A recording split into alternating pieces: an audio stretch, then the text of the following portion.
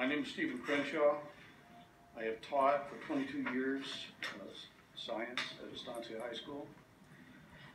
I have been a resident. You want my full address? No, we know where you resident of Costa Mesa for 42 years. Exactly. Pay taxes here. My children went to school in Newport Mesa. 8 years ago, the members of the EHS Science Department moved into a newly remodeled Measure A Science Wing. During the first year, we realized that there were problems. 2 uncapped sewer cleanouts were discovered in room 703, which caused the rooms to reek with the smell of sewage. The teacher in that room was pregnant with her first child, and she had a difficult time with this. We began to experience sporadic episodes of toxic sewer gases, which for years were answered with the same routine. EHS custodians would arrive with a ladder and check for dead animals in the ceiling. They never found one. They would then pour water down safety shower drains to fill dry traps. When this didn't work, M&O would be called in and they would repeat the same routine.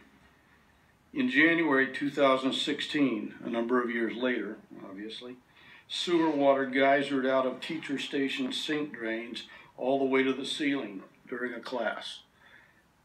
This resulted in the main sewer line at the end of the court being cleaned out. But this was followed by gases in room 708 that were the worst to date. They were possibly at dangerous levels, yet my classes and I had to sit in the room for 3 days with doors open and huge fans roaring in the background. Excuse my voice. Over the past 18 to 19 months, more than 20 uncapped drains have been found and repaired.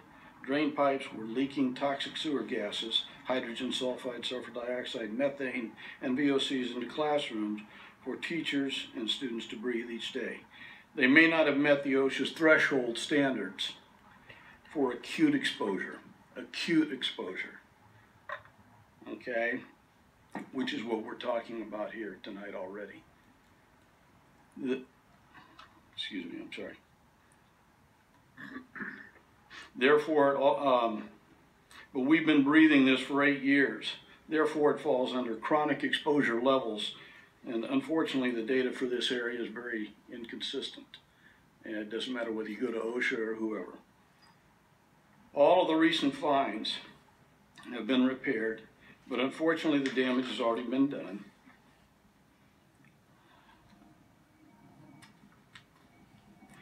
I've been sick with I can't even talk. With severe asthma and migraines since December 23rd. Let me stop. Finish up. Okay. When I experienced an episode with the gases, I have actually had a problem with migraines for the past 2 years that seem to have a correlation to my being in the science court. They occur almost every Tuesday through Saturday morning.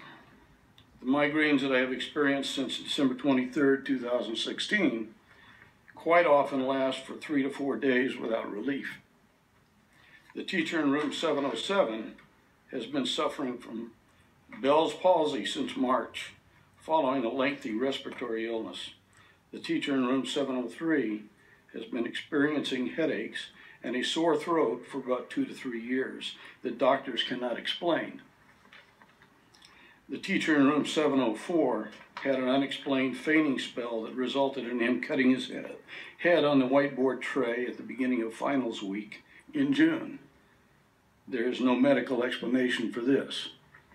And what of all the students who sit in the science court for 186 days each year? We have no effort have made no effort to determine the impact that it's had on them.